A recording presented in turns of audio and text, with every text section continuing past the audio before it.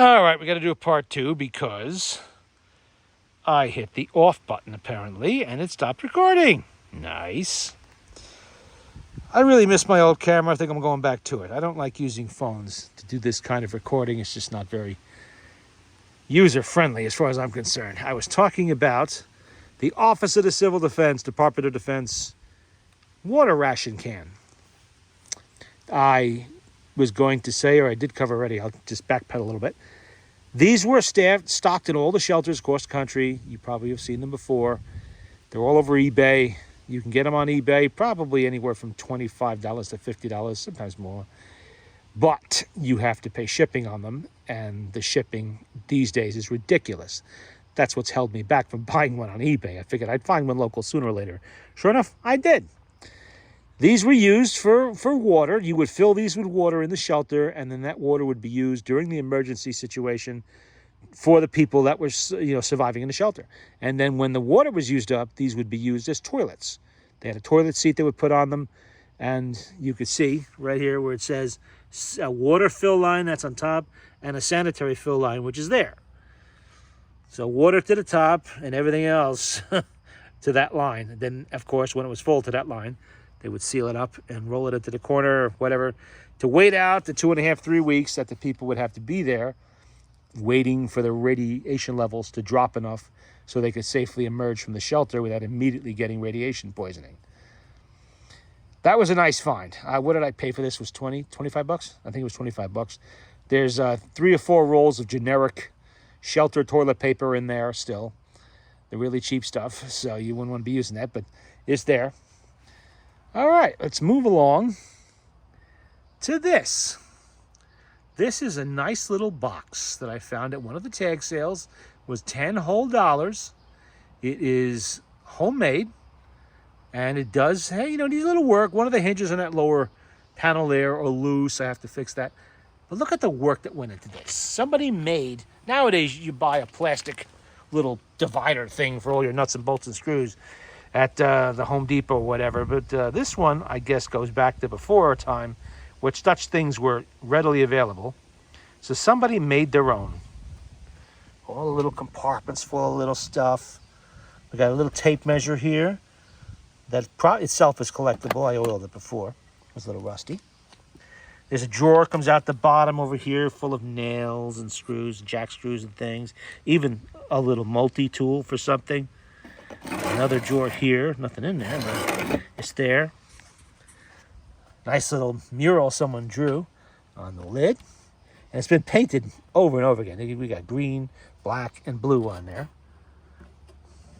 And it's still very usable and in very nice shape. The kind of weird thing that you come across at these little sales on the side of the road, a little house, and you won't find it anywhere else, even on eBay. Homemade stuff like this really hard to come by. So that's going to get cleaned up, and I will repurpose that for something else. Don't know what yet, but I will definitely find a use for that. Too nice to let it go, to let it go in the trash, which is where it would have ended up if I didn't grab it. And some of this hardware, I'm sure I will be able to use for something. Okay, now this. This is Medical Kit A.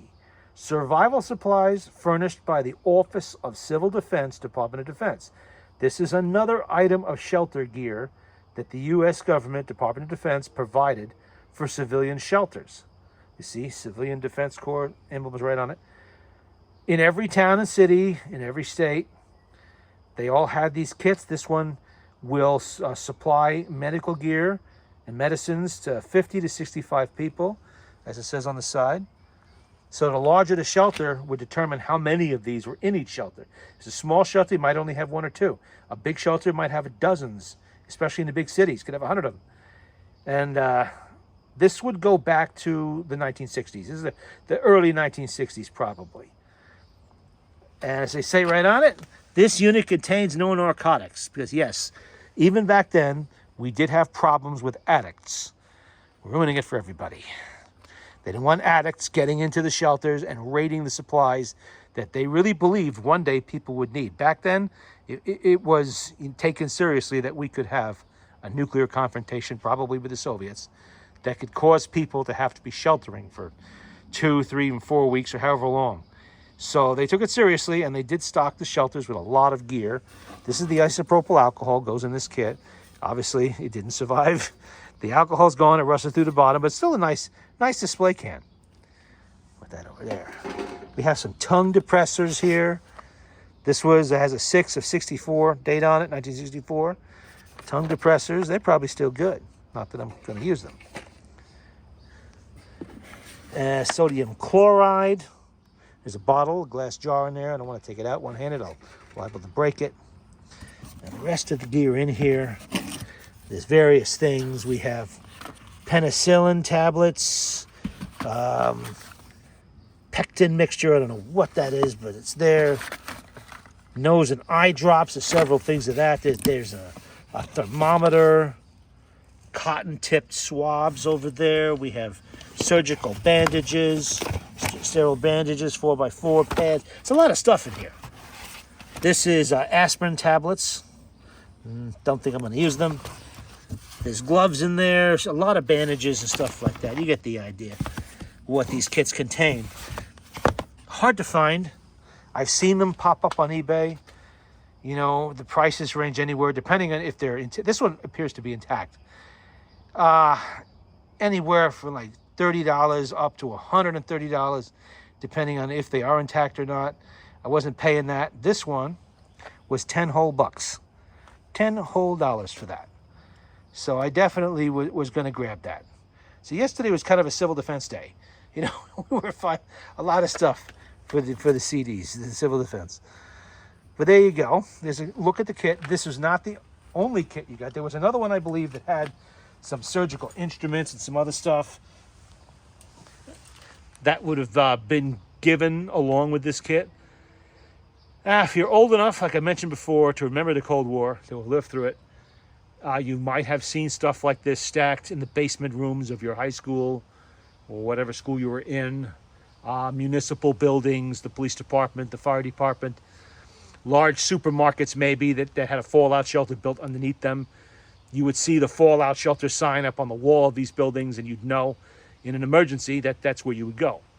Some of these shelters might have housed 25 people. Some of them might have had 2,500. You know, it could be very big. And they were all stocked. This was all decommissioned when the Cold War ended.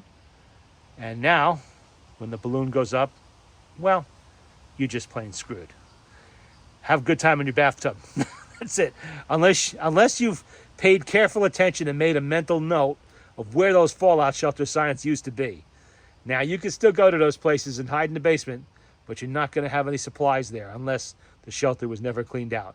And then they're all going to be supplies from the early 1960s, some of which you might still be able to use. Somewhere I have a can of that carbohydrate supplement, which, believe it or not, is nothing more than hard candy. A tin can, kind of looks like that color, about the size of that box, full of hard candy from 1962, 63, 64. Still good because sugar doesn't go bad, but some of those candies contain things like red dye number 5 and stuff like that that might harm you. Although, you know what? That would be the least of your concerns while you're waiting out radiation, is if red dye number 5 is going to give you cancer one day. Yeah, you're not going to care. You're just going to eat it. If the cans aren't punctured, that stuff is still good. And even the crackers. I know a guy that found a really clean tin can of 1963 dated Nabisco crackers, fallout shelter biscuits they call them. He opened it up, he ate them. They tasted slightly stale, a little bit kind of waxy, he said, but they were perfectly edible. He did not get sick. I was amazed. I said, you put that in your mouth? And yeah, it was fine. You know, it was no problem. I said, well, I guess it has been airtight sealed and there were no weevils or anything like that. So, okay. The candy didn't surprise me, though. He also opened the candy and ate that. And I have one of each of those tins unopened. I'm not eating them, thank you. They're part of my collection. I have the water ration. What else? A lot of the helmets. I find the helmets all the time. Civil defense volunteer helmets. And badges, things like that. What didn't I cover? I think I pretty much covered everything that I did yesterday. Walking around, I found that people were a little more willing to deal than they were 2 weeks ago when I was at one particular large flea market. You know, like I said, I did get a lot of nice stuff here, like that. and that. And this didn't come from there. A lot of tools. I saw a lot of tools around, not all of which were of interest to me. You know what? I go for the old stuff. And yeah, the adjustable wrenches because I collect them. And I also use them. I have one or two that I use, but I like to collect them. I got them hung on the wall, all cleaned up and oiled up and all of that. All of that stuff, it was there in, in plentiful amounts. And I didn't run into too many people that weren't willing to dicker a little bit.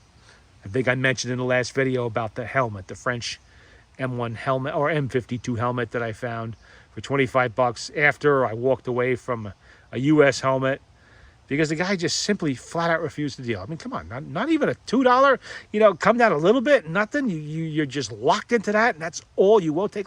You're at the flea market, people. You're at the flea market. You're there to bargain and haggle. That's what you do at a flea market. You're not in Walmart, okay? There, you pay what the price is, and you can argue with the manager all you want. He's not going to give you a discount. But when you're at the flea market or a tag sale, you're there to get rid of stuff, to get your lot fee paid for, whatever. And so, you work with people. If you're asking 45 and I make you an offer of 35, all right, I'm pretty close there. So how about we meet in the middle at, say, 40 or 42.50 or something like that? Yeah, that guy wouldn't deal at all. But I did not find that this time. This time, everybody that I was dealing with, they all said, yeah, okay, yeah, how's $1? Yeah, this, that, the other. Especially the guy at that one tag sale where did I get? Oh, where I got that stuff, and the brace. He was more than willing to. He was giving me stuff.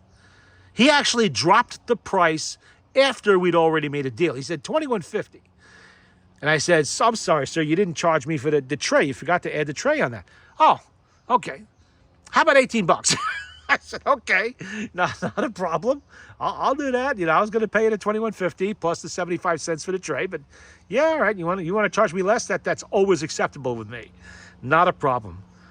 And of course, that S&K set, that 30 bucks for that?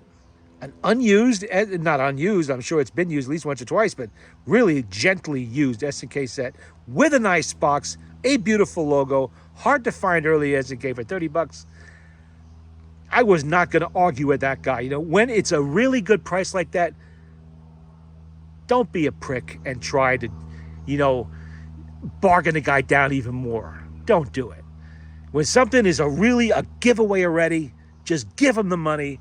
Thank you very much. I appreciate it. Have a nice day and walk away. Don't go, oh, how about $20? You're already getting the deal of a lifetime. Just pay the man. When the price is a little high for something you don't really need, then you do a little bit of haggling. Yeah. But if it's something like this, it's really, I'm probably never in my life going to see a set like that again out in the wild for sale. That's entirely complete, gently used, and nice as that.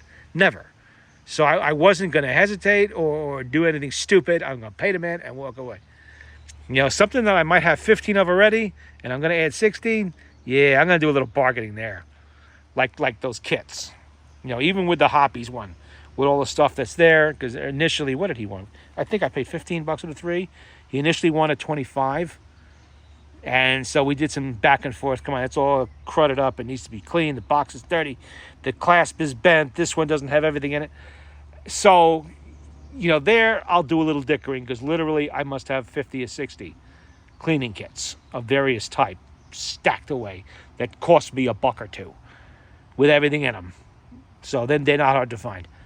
I'm gonna dick around something like that, a little bit of haggling, but I'm not. And I'm gonna tell you something about this guy, this little clown.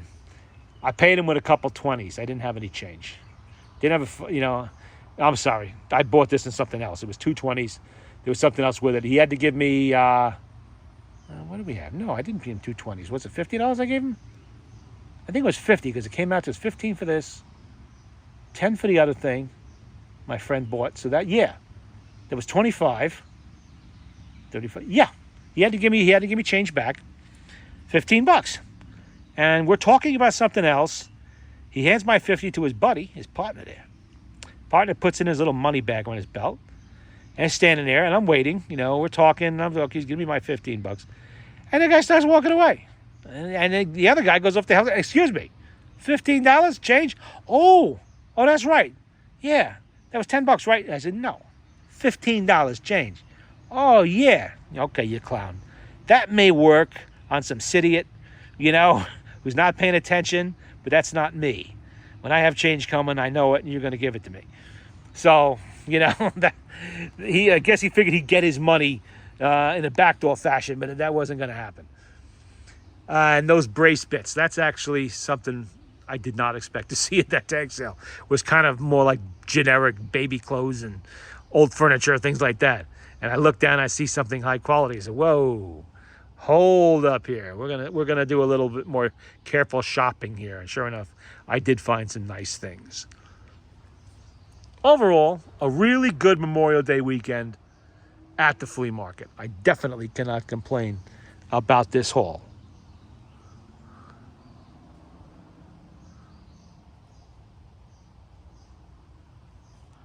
Well, have a nice Memorial Day weekend. Have a nice Memorial Day. And for all those who have served our country, thank you very much for your service.